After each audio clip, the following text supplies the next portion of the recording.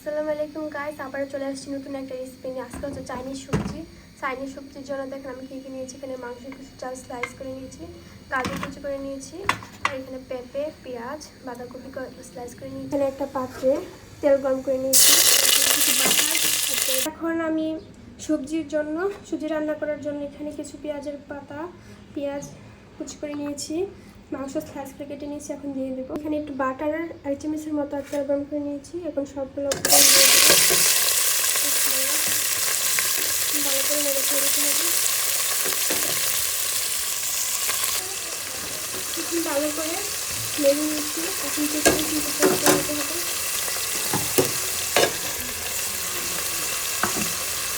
এখন সামান্য লবণ অ্যাড করে দিতে হবে,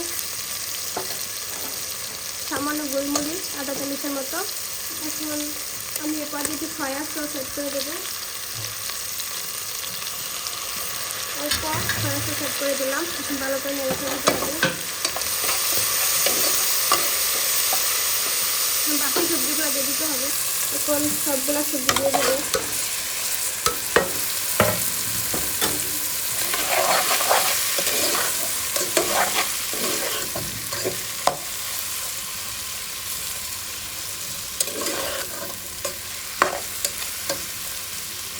এখন রেখে দেবো 2-3 মিনিটের মতো। এখন কিছু ক্যাপসিকাম অ্যাড করে দিতে হবে, আর আমি এখানে কিছু ক্যাপসিকাম নিয়েছি, এখন দিয়ে দেবো। মাশাআল্লাহ, দেখেন আমার দিতে অবস্থায় আছে। এখন আমি ক্যাপসিকামগুলো অ্যাড করে দিলাম। এখন ভালো করে নেড়ে দিতে হবে।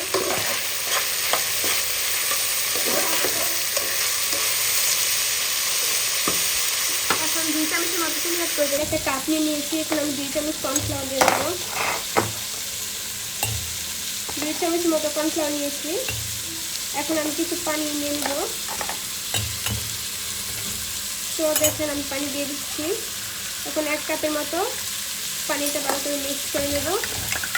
আমার মিক্স করা হয়ে গেছে। এখন আমি এখানে 1 চামচ ফুল চিনি অ্যাড করে দেবো। এখন আমি এখানে যে মিক্সটা মানে কর্নফ্লাওয়ার দিয়ে পানি দিয়ে যেহেতু আমি ব্যাটার তৈরি করে নিয়েছি, এটা আমি অ্যাড করে দেবো। অল্প অল্প করে ওই ব্যাটারটা দিয়ে দেবো। মাশাআল্লাহ, দিয়ে দিলাম। এখন ডিম আছে দেখে দেবো।